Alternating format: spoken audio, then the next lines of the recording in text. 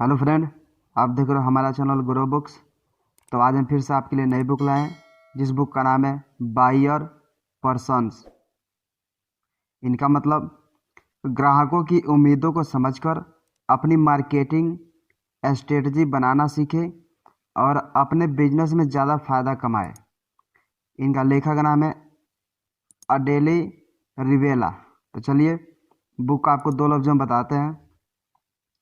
Buyer persons में हम देखेंगे कि किसी नए मार्केट में अपना प्रोडक्ट लॉन्च करने से पहले आपको अपने ग्राहकों के बारे में जानना क्यों ज़रूरी है। यह किताब हमें बायर्स पर्सोना तैयार करने के फ़ायदे और तरीके बताती है, जिसका इस्तेमाल कर हम न सिर्फ अपने प्रोडक्ट को बेहतर तरीके से डिज़ाइन कर सकते हैं, बल्कि उसे आसानी से बेचकर ज़्यादा फायदा भी कमा सकते हैं। यह बुक किसके लिए है? कंपनी के सीईओ, मार्केटिंग के स्टूडेंट्स। अध्याय नंबर 1। किसी भी प्रोडक्ट को बनाने से पहले आपको अपने ग्राहकों की ज़रूरत को समझना पड़ेगा। बहुत से नए एंटरप्रेन्योर हैं जो हर वक्त खुद से यह सवाल पूछते रहते हैं कि वे कौन सा नया प्रोडक्ट बनाए। वे खुद से यह सवाल करते रहते हैं कि वो कौन सा आइडिया है जो उन्हें करोड़ों रुपये कमा कर दे सकता है। वे खुद से पूछते हैं कि किस तरह से वे गूगल या एप्पल जैसी कंपनियां खड़ी कर सकते हैं। लेकिन खुद से यह सवाल पूछना व्यर्थ है। दुनिया की हर कंपनी मार्केट की एक ज़रूरत को पूरा करने की कोशिश करती है। जो कंपनी जितनी बड़ी समस्या सुलझाने या जितनी बड़ी ज़रूरत पूरी करने का काम करती है, वो उतना कामयाब होती है।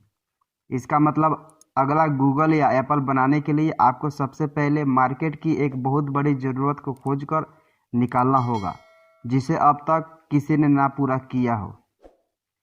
आसान शब्दों में अपनी कंपनी को कामयाब बनाने के लिए आपको सबसे पहले मार्केट की ज़रूरतों को समझना पड़ेगा। आप कभी गंजे इंसान को कंघी नहीं बेच सकते। अगर आपको नहीं पता है कि आपको ग्राहकों को क्या चाहिए, तो आप नए मार्केट में कभी भी कामयाब नहीं होंगे।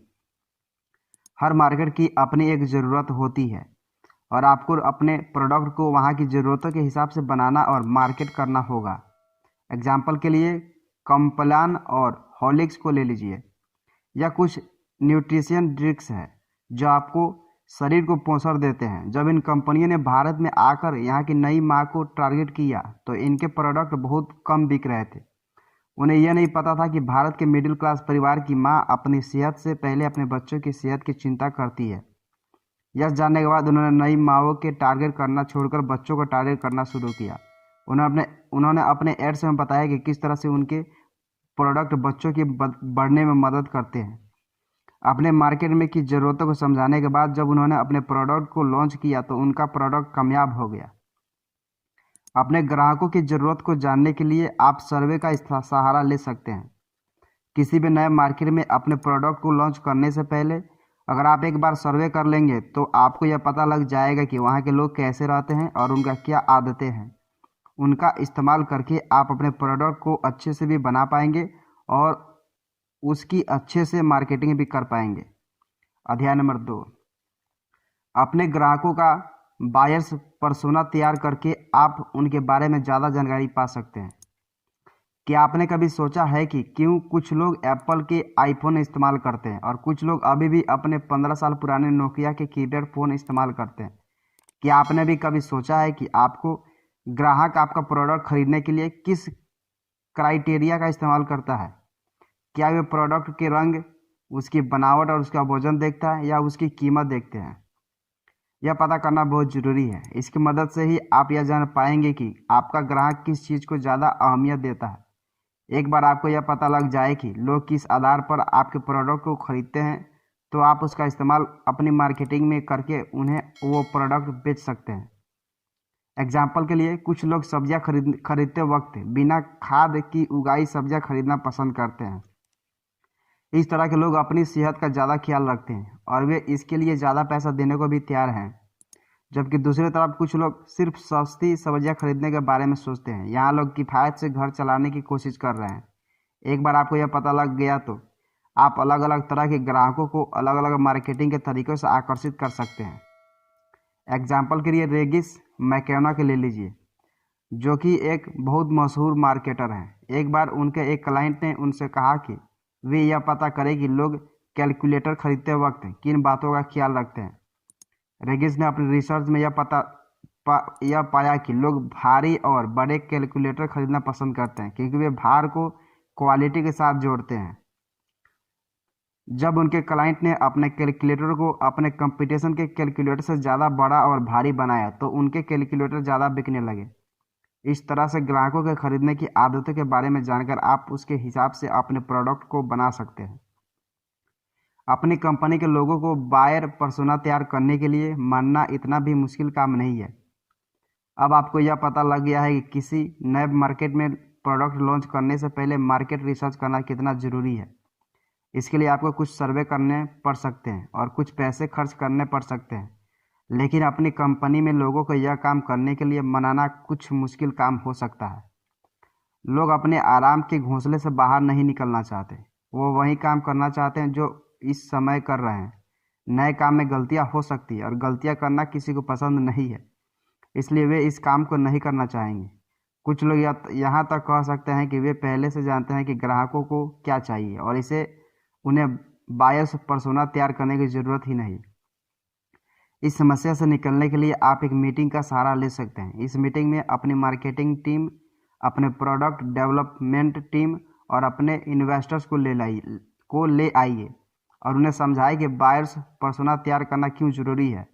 अगर उनमें से कोई यह कहता है कि उनमें यह करने की ज़रूरत नहीं है तो आप उनसे कुछ सवाल पूछकर उन्हें मना सकते हैं। एग्जाम्पल के लिए आप उनसे कहिए कि वे ग्राहक बनने का नाटक करें। इसके बाद आप उनसे कुछ सवाल पूछ सकते हैं। एग्जाम्पल के लिए आप उनसे पूछिए कि आपने कंपटीशन के प्रोडक्ट को छोड़कर हमारे प्रोडक्ट को खरीदने का फैसला क्यों किया। आप हमारा प्रोडक्ट खरीदते वक्त क्या देखते हैं। जब वे इन सवालों के जवाब दे तो उनके जवाब में कमियां निकालना शुरू कीजिए।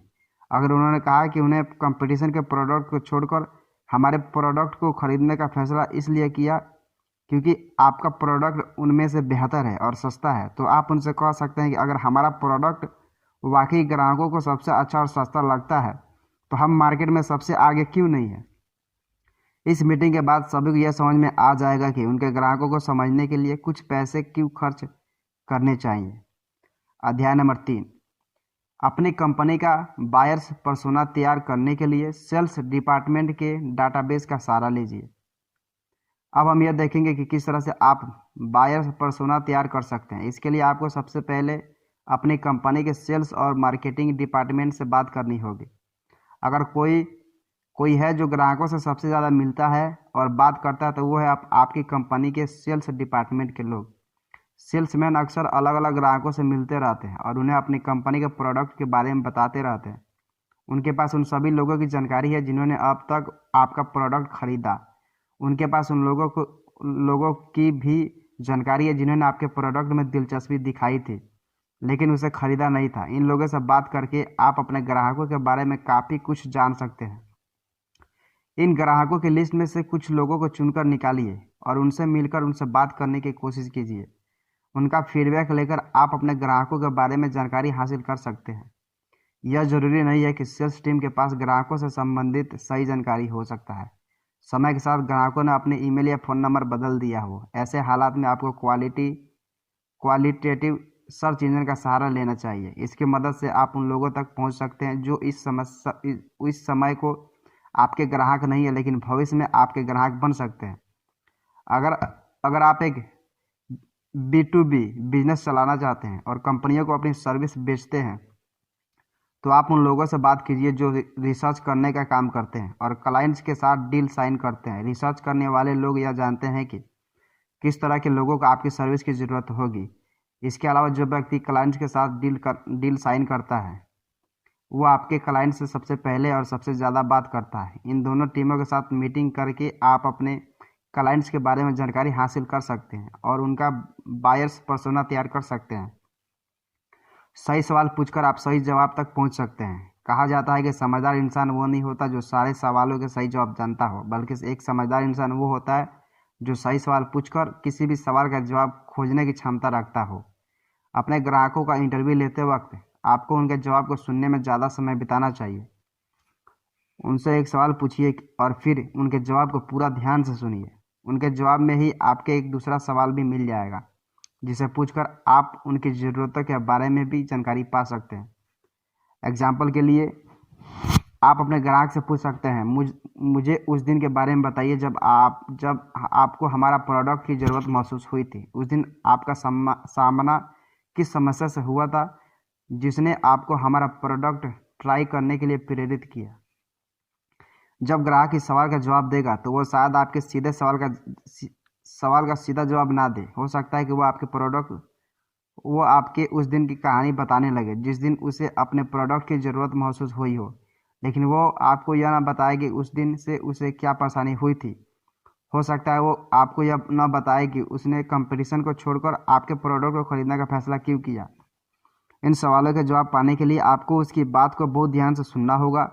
अपने ग्राहकों को एक भूल भुलैया की तरह देखिए जिसमें कहीं पर एक खजाना छिपा हुआ है। इस खजाने को खोजना आपका काम है और इसका कोई भी नक्शा आपके पास नहीं है। इस खजाने तक पहुंचने का सिर्फ एक तरीका है। यह पता कीजिए कि आपको किस तरह की जानकारी चाहिए और वो कौन से सवाल हैं जो आपको उस जानकारी तक पहुंचा सकता है। अध्याय नंबर 4, कुछ खास सवालों की मदद से आप ग्राहकों की ज़रूरतों को समझ सकते हैं। अब हम यह देखेंगे कि किस तरह से आप अपने ग्राहकों के बर्ताव को समझ सकते हैं। इसके लिए आपको बायर्स इनसाइट के 5 रिंग्स को समझना होगा। सबसे पहला रिंग प्रायोरिटी इनिशिएटिव।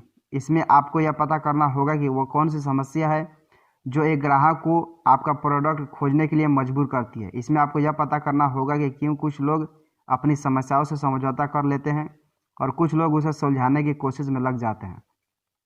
दूसरा रिंग सक्सेस फैक्टर। इसमें यह पता करने की कोशिश करते रहिए कि ग्राहक आपके प्रोडक्ट को इस्तेमाल करने के बाद किस तरह के नतीजों तक पहुंचने की उम्मीद करता है। यह पता करने की कोशिश कीजिए कि आपको प्रोडक्ट को इस्तेमाल कर लेने के बाद ग्राहक किस तरह की ज़िंदगी पाने की उम्मीद रखता है। तीसरा रिंग है रुकावटें। इससे आपको यह पता करते हैं कि वह कौन सी चीज़ें हैं जो आपके ग्राहकों को आपका प्रोडक्ट खरीदने से रोकती है। हो सकता है आपका प्रोडक्ट बहुत महंगा हो या ग्राहक आपकी कंपनी पर भरोसा नहीं करता हो। इस तरह की दूसरी रुकावटों को खोजने की कोशिश कीजिए। इसके बाद चौथे पर आते हैं ग्राहक के सफ़र का रिंग। यह पता कीजिए कि वो कौन है जो आपके ग्राहकों को आपका प्रोडक्ट खरीदने से रोकता है। एग्जाम्पल के लिए, अगर आप खिलौना बेच रहे हैं तो उसे इस्तेमाल बच्चे करेंगे, लेकिन उसके माता पिता उस खिलौने को खरीदने से उसे रोक सकते हैं। एक कंपनी में किसी सर्विस को खरीदने का फैसला मैनेजर लेता होगा, लेकिन एक सीईओ है जो उसके फैसले को बदलने की ताकत रखता है। आखिरी रिंग है फैसले लेने की क्राइटेरिया। इसमें यह देखते हैं कि एक ग्राहक आपके जैसा किसी भी प्रोडक्ट को खरीदने से पहले उस प्रोडक्ट में क्या देखता है। आपको यह पता करना होगा कि वो किस आधार पर आपके या कंपटीशन के प्रोडक्ट को चुनेगा। इन सवालों के जवाब मिल जाने के बाद आपका बायर्स पर्सोना तैयार हो जाएगा। सारी जानकारियों को अच्छे से ऑर्गेनाइज करके आप अपनी कंपनी में बदलाव लाने के कुछ तरीके खोज सकते हैं। अब जब आपके पास सारी जानकारी आ गई है तो वक्त आ गया है कि उसे समझकर सही फैसले लेने का। आपको उस जानकारी को कुछ इस तरह से देखना होगा जिससे आपको यह पता लगे कि आपको कौन से बदलाव करने हैं।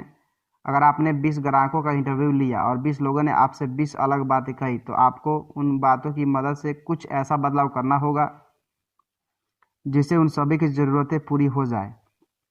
इसके लिए आप 5 रिंग्स की जानकारी को अलग अलग कागज़ पर लिखिए। हर रिंग में 20 ग्राहकों ने आपको जो बातें बताई उसे उस कागज़ पर लिख लीजिए। इसके बाद उन 20 लोगों से उस ग्राहक की समस्या को निकालिए जो ज़्यादातर लोगों की समस्या हो सकती है।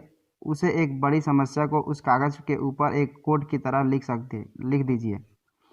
इसके साथ ही कागज़ के ऊपर यह भी लिखिए कि इस समस्या को सुलझाने के लिए आपको अपने प्रोडक्ट में क्या बदलाव करना होगा।